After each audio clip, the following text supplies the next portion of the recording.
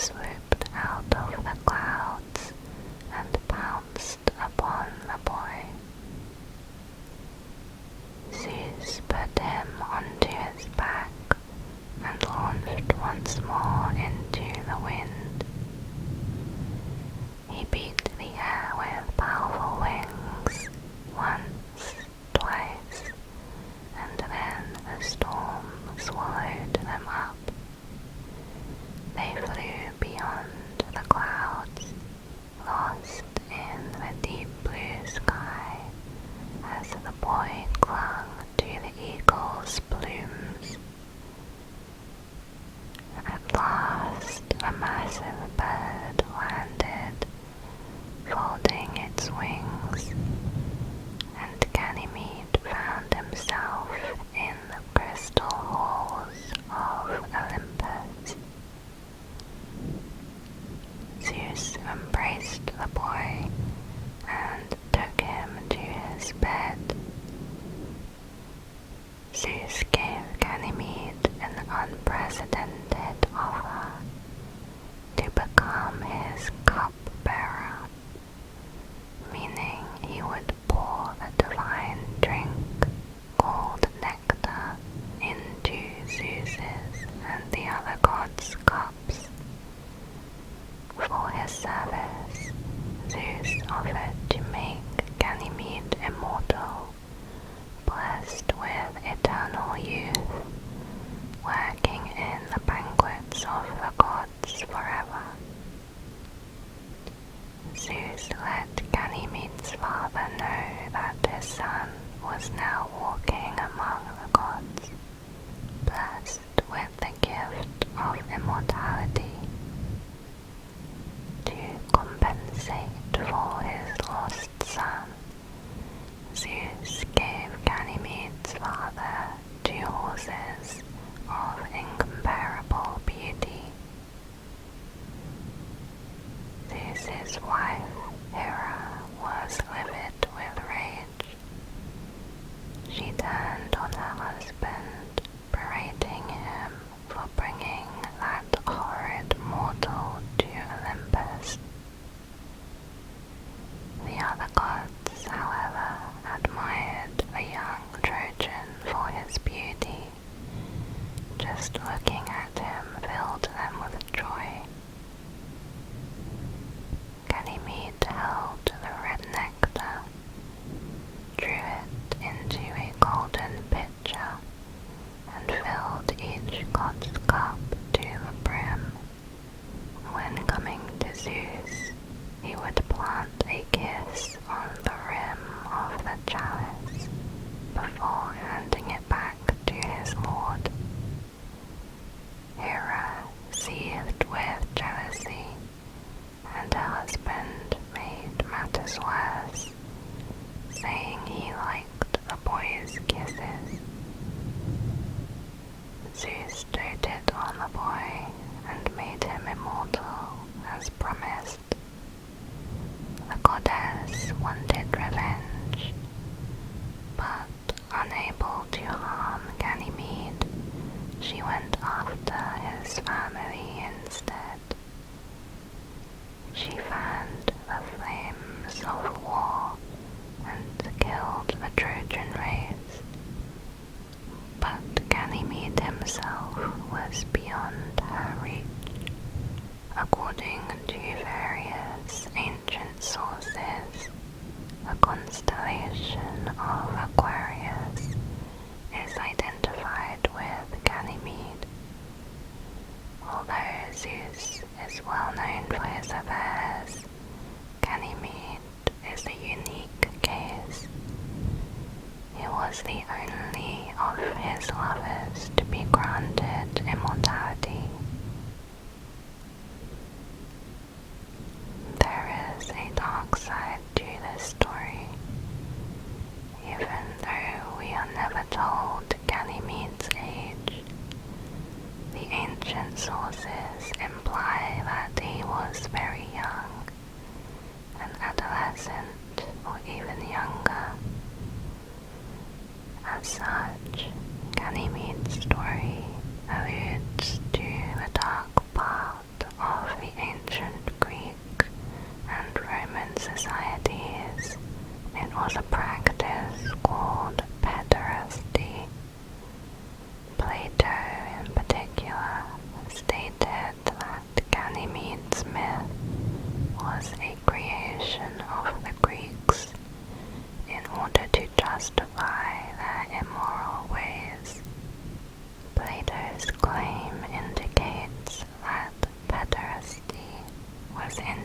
popular in at least one part of Greece, in Crete. Also, the myth's popularity suggests that many men engaged in homosexual activity from an early age as part of the institution of pederasty. It was claimed to be an educational device for boys in order to, quote, soften while they were young their natural fierceness and to temper the manners and characters of the youth.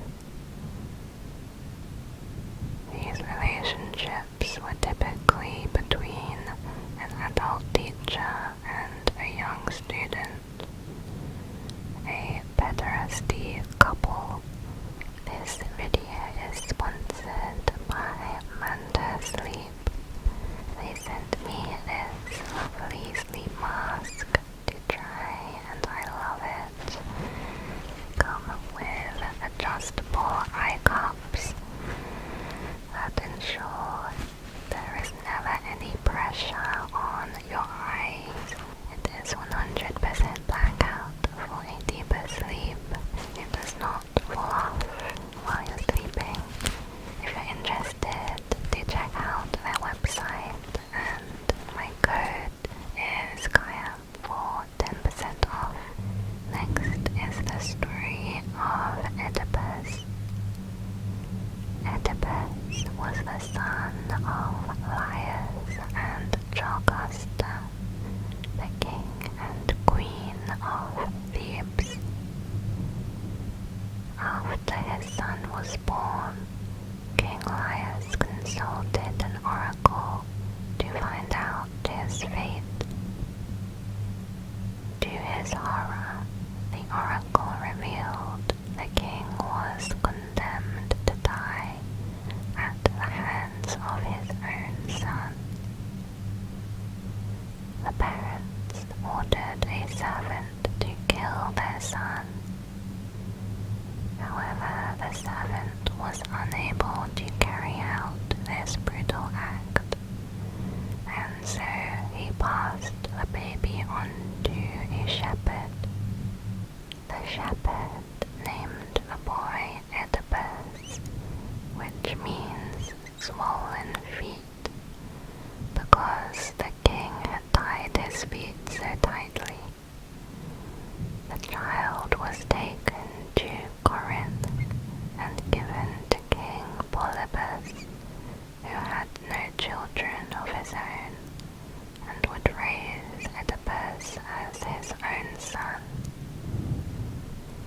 When he was an adult, Oedipus heard a rumor that he was not the son of Polybus and his wife Merope.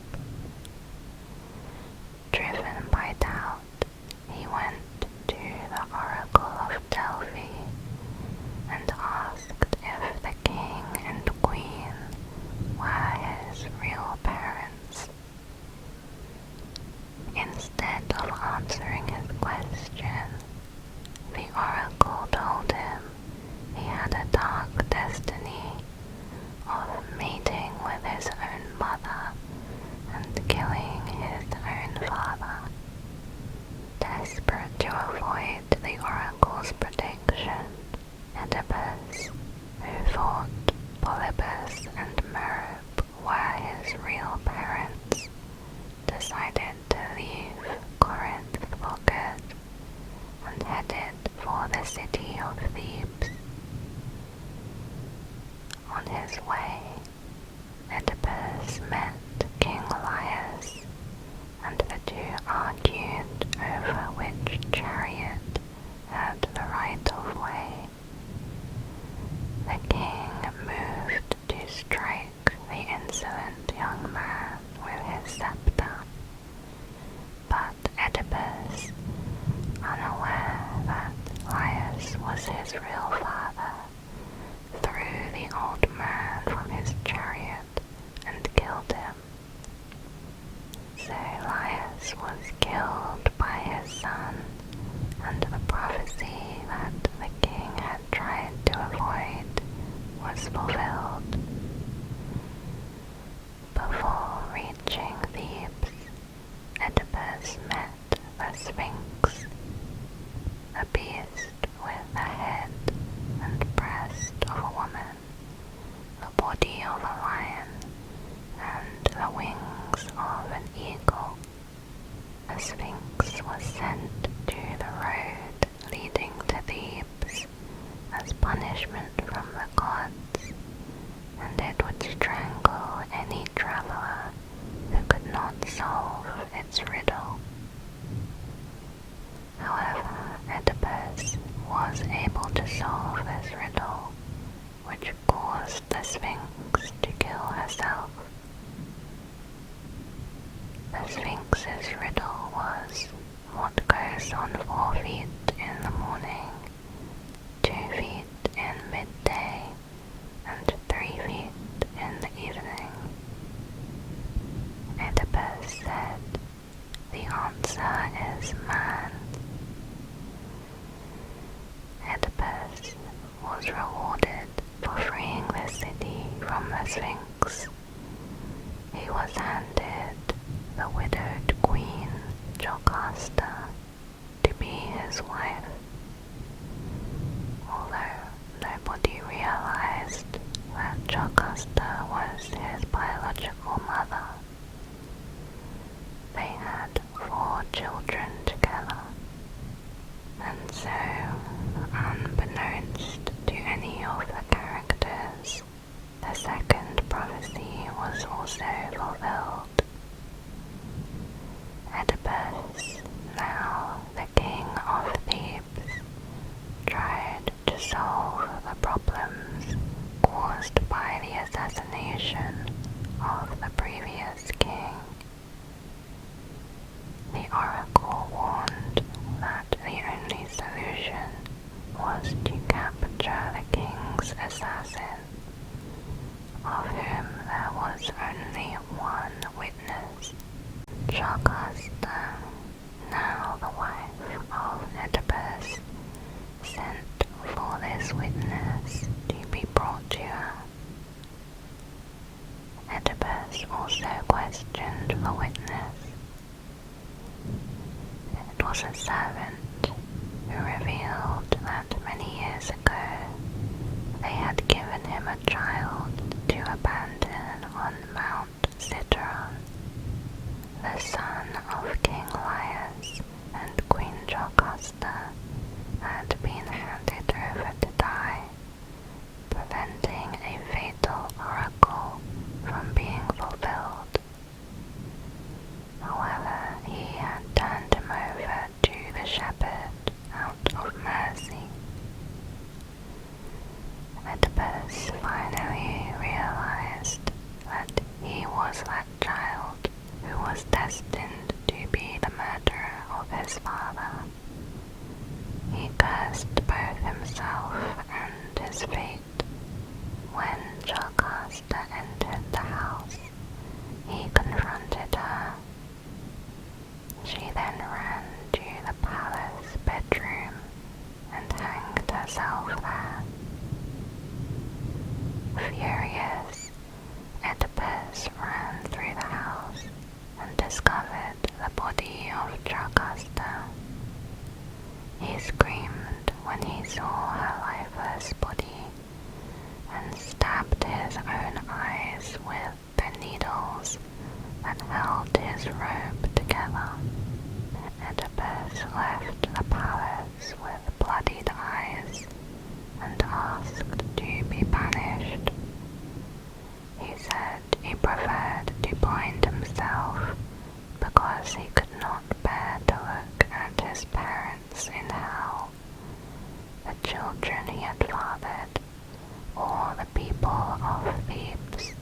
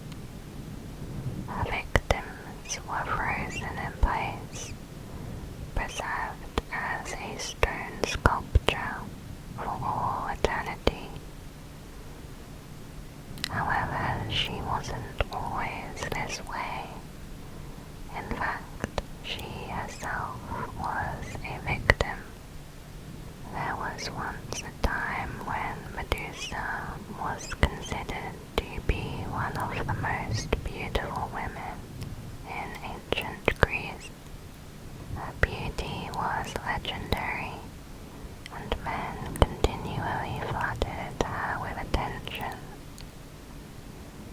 During this time, she was also a priestess to the goddess of war, Athena.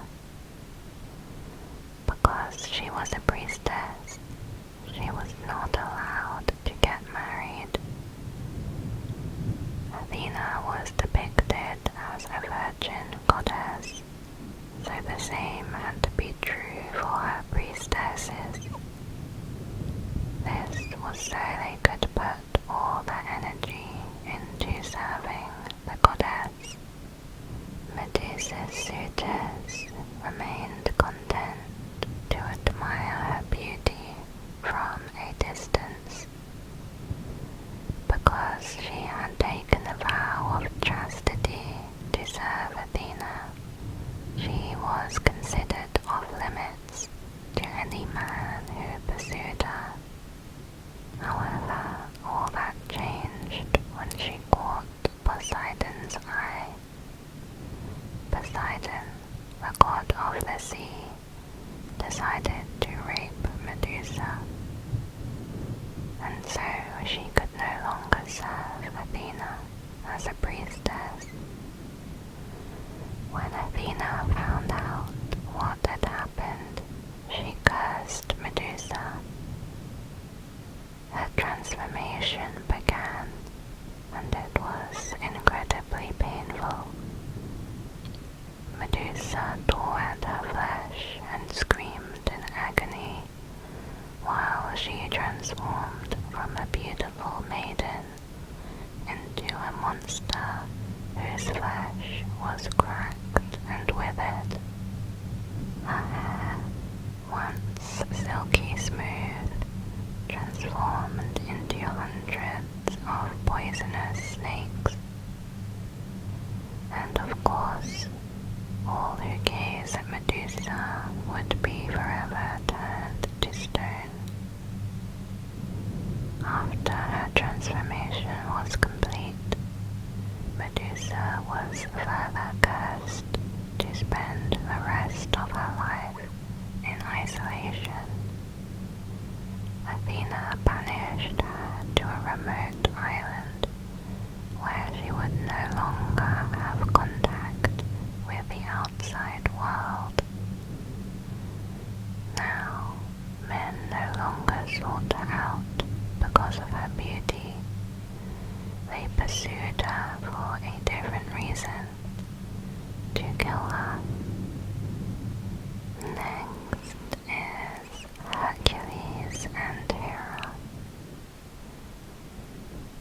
Hercules was one of the strongest men who ever lived, and Hera was the wife of Zeus and the goddess of marriage, women, and family. Zeus was well known for constantly cheating on Hera. Occasionally he would have children with his mistresses. Hera was often vengeful against the mistress, and sometimes their children. It started before Hercules was born. He was the result of one of Zeus's many affairs, this time with a mortal woman named Alcmene. Zeus had disguised himself as the woman's husband in order to make love to her, and she became pregnant. Her actual husband came home later that night, and Alcmene also became pregnant with his son at the same time. So she was carrying twins who had different fathers. When he was born, Hera was especially unhappy with Hercules because it was said that Zeus loved his mother, Alcmene, This angered Hera. Hera did everything she could to stop Hercules and his brother from even existing. She forced Ilithyia, the goddess of childbirth, to sit cross-legged with knotted clothing to hinder their entry into the world. Hera might have succeeded. However, the mother's servant was able to fool the goddess of childbirth, convincing her that the babies had already been born. Seeing her task as pointless, the goddess stood up and undid the knots, allowing the birth of the twins to proceed. After a long, painful labor, thanks to Hera, Alcmene gave birth to Icarus and Hercules. And when her husband was told that Zeus was the father of Hercules, he never again slept with his wife, for fear of the gods' jealousy. After this, Alcmene was worried about Hera and her vengefulness, so she allowed Hercules to be taken up by Athena to see Hera. Hera did not recognize her enemy and nursed him out of pity. The super-strong infant, however, suckled so intensely that Hera pushed him away due to pain. Her milk sprayed across the sky, forming the Milky Way. Hercules, meanwhile, acquired supernatural powers from the divine milk and was returned to his mother. Hera then sent 2 enormous snakes down to the baby's crib, but unlike his twin brother, Hercules was strong and unafraid, so he grabbed the snakes. His parents found him happily babbling away, holding the strangled snakes as if they were toys. Hercules grew up into the legend we know. However, Hera was not finished with her efforts for revenge. Hercules moved to Thebes, where he married King Creon's daughter, Megara, and they started a family. Hera then stepped in and cast a spell on him that drove him temporarily insane. She drove him so mad that he murdered his 2 children and his beloved wife. Guilty and heartbroken, he fled to the Oracle of Delphi to search for a way to atone for his sins. Hercules found Apollo, the god of truth and healing, and also another of Zeus's sons.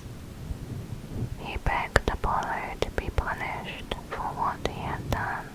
Apollo knew that Hercules' crime had not been his fault. Hera's actions were no secret, but he still insisted that Hercules make amends. He ordered him to perform 12 labors for the Mycenaean king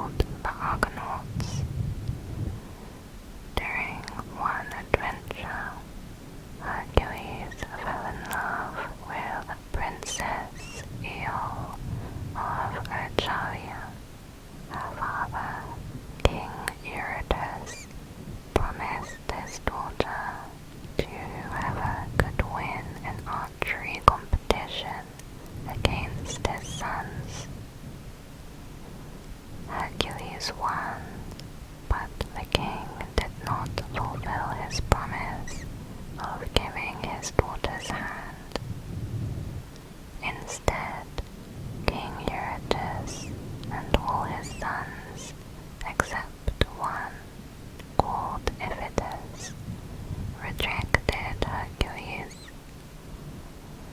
Hercules then proceeded to kill them all, except Iphictus, who became his best friend. Hera stepped in once more. She again drove Hercules mad, and this time he threw his best friend, Iphictus, over the city wall to his death. Next is Icarus. Icarus was the son of Daedalus. Daedalus was an unparalleled sculptor and inventor, the greatest of his time. He was from Athens and had become a respectable citizen due to his skill and intellect. But there was a dark side to Daedalus. His sister believed that her son, Talos, could greatly benefit by studying from his uncle in Athens. Daedalus agreed. He took Talos in and taught him everything he knew. The young boy quickly took in all the knowledge and began applying it. Daedalus soon realized the boy was not just smart, but he was smarter than Daedalus. If Talos continued this way, Daedalus would be completely overshadowed by him, so he threw Talos off the cliff of the Acropolis. The goddess Athena saved Talos by transforming him into a bird. Meanwhile, Daedalus was banished from Athens. He later found refuge in the court of Minos, the king of Crete. Minos ruled the seas with a mighty fleet that had no equal. With Daedalus working for him, he became an unstoppable force. During his time in the court of Minos, Daedalus had the chance to start over. He then had a son by a slave who worked at the castle. The boy's name was Icarus. Daedalus could have lived peacefully in Crete. However, one day he was suddenly asked to help Pasiphae, King Minos' wife. Pasiphae wanted to accomplish one of the most despicable acts imaginable: to mate with a bull. This story I told in the previous video. Daedalus carved a wooden cow on wheels. Pasiphae got inside the wooden cow, which tricked the bull, and she got what she wanted. The end result was the Minotaur, a creature that was half man, half bull. Enraged, King Minos enlisted Daedalus' help to create the labyrinth, which became the Minotaur's prison. Minos learned about Daedalus' role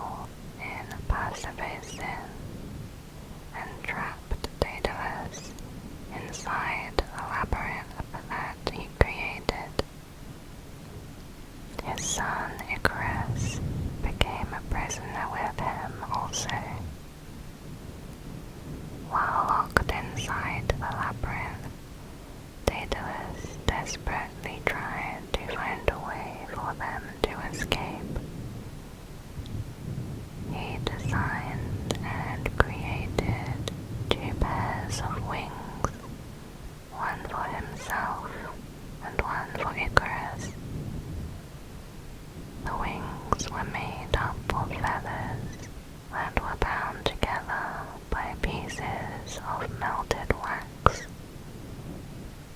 Once the wings were complete, Daedalus knew the wings could help them fly out the labyrinth and away from the island of Crete. When Daedalus gave the wings to Icarus, he warned his son not to get too enthusiastic. Flying was going to be a completely new experience, and Daedalus was concerned that Icarus would overdo it and cause himself harm. His biggest caution was to avoid flying too close to the sun.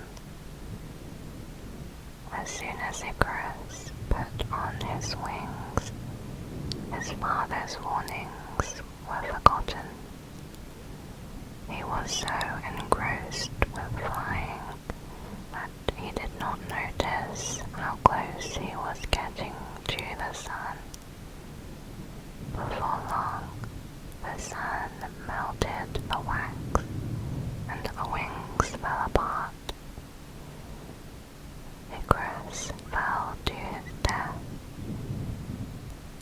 Today, the part of the sea where Icarus fell is named the Icarian Sea.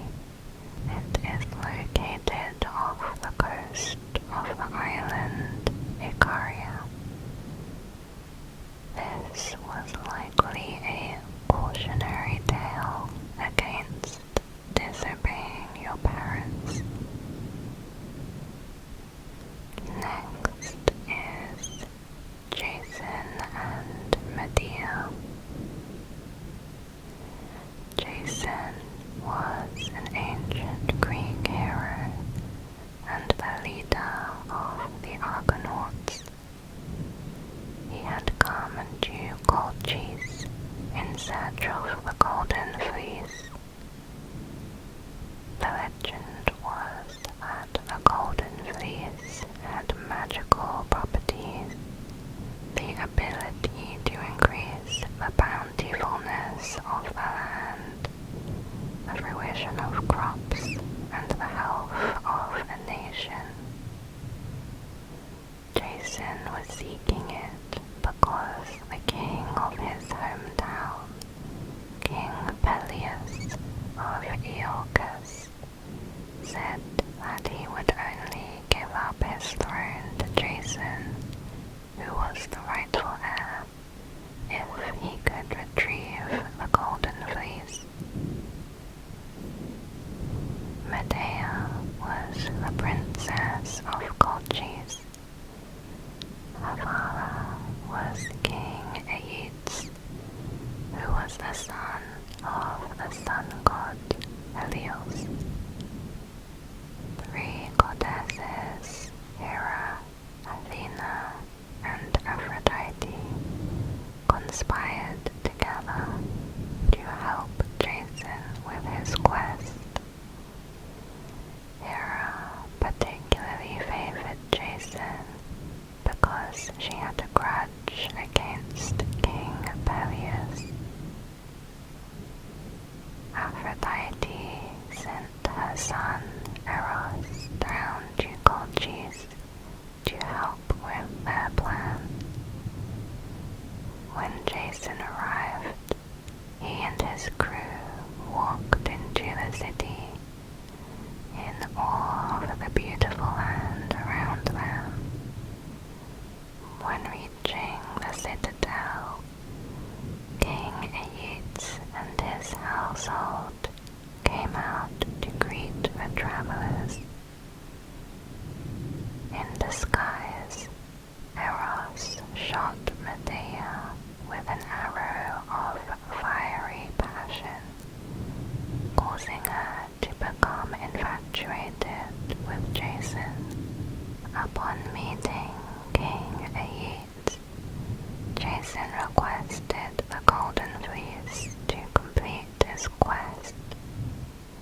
Of course, it was not that easy.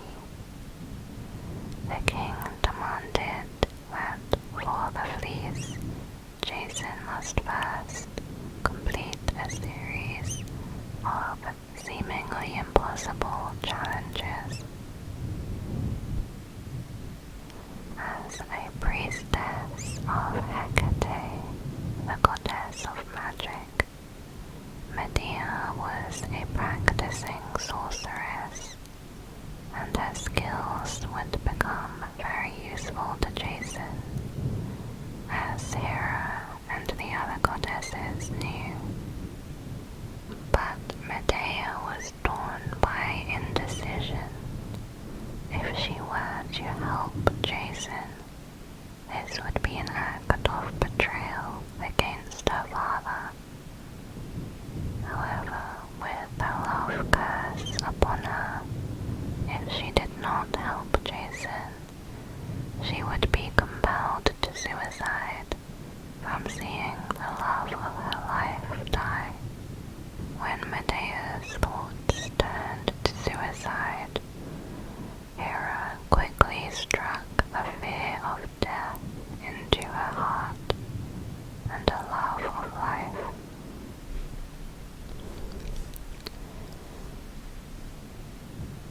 Filled with the resolution to stay alive, Medea decided to help Jason.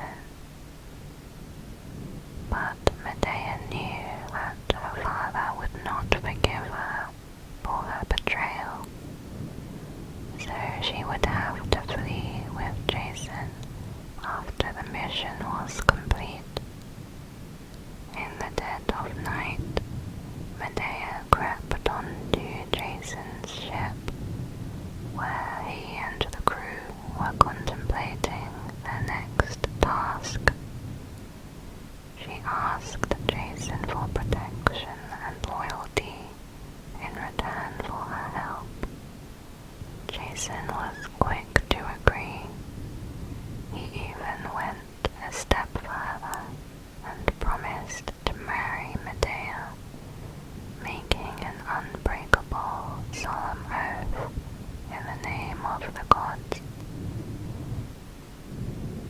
After successfully retrieving the golden fleece and setting sail, the king had discovered Medea's treachery. He ordered his soldiers to pursue Jason's ship and capture Medea. The leader of this crew was Apsyrtus, Medea's brother. So Jason and Medea plotted together to kill Apsyrtus. Jason's crew set up an ambush for Apsyrtus.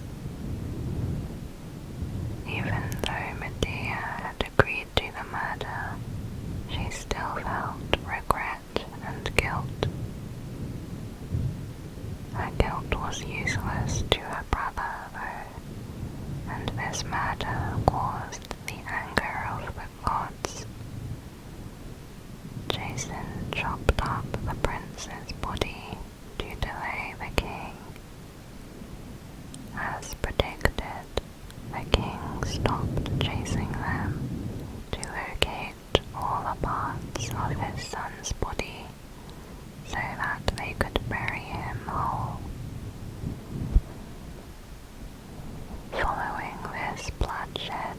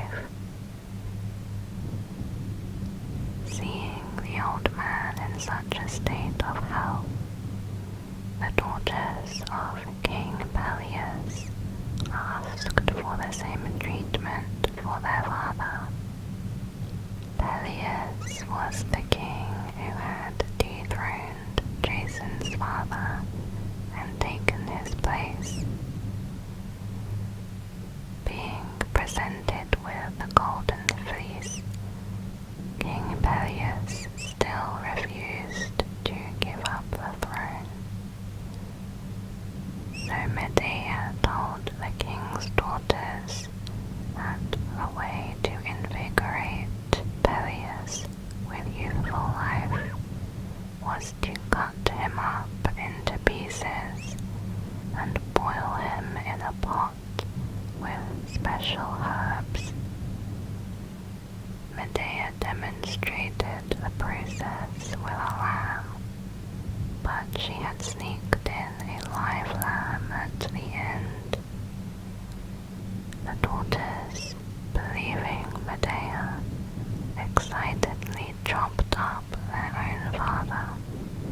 This murder meant that Jason and Medea had to flee Iolcus. They headed for Corinth.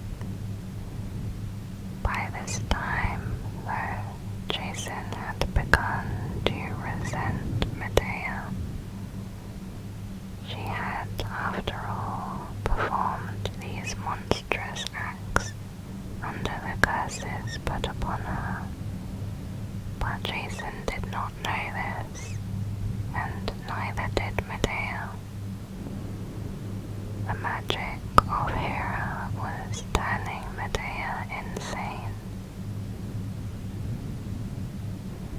In Corinth, Jason was offered Glauce, the daughter of the king of Corinth, to be his wife,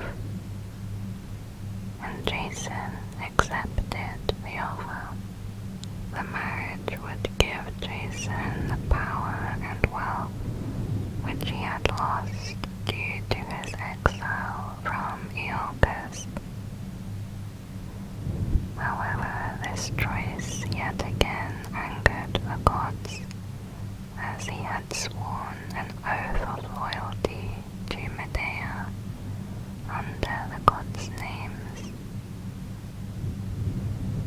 When Medea heard of Jason's betrayal, she began to plot her revenge.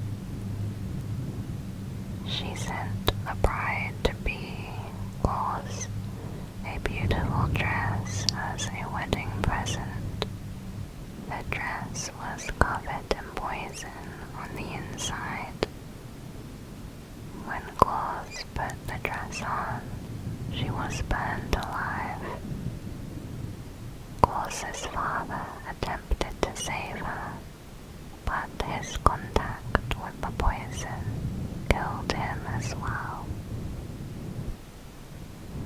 There are different endings to this myth, depending on the version. During the time they had been together, Jason and Medea had 2 sons. In one ending, Medea is so full of rage that she kills their sons. Despite the grief it caused herself, the pain it inflicted on Jason was worth it to her. Another version says that Medea knew that Jason's marriage to Glauce would mean that she and her children would be exiled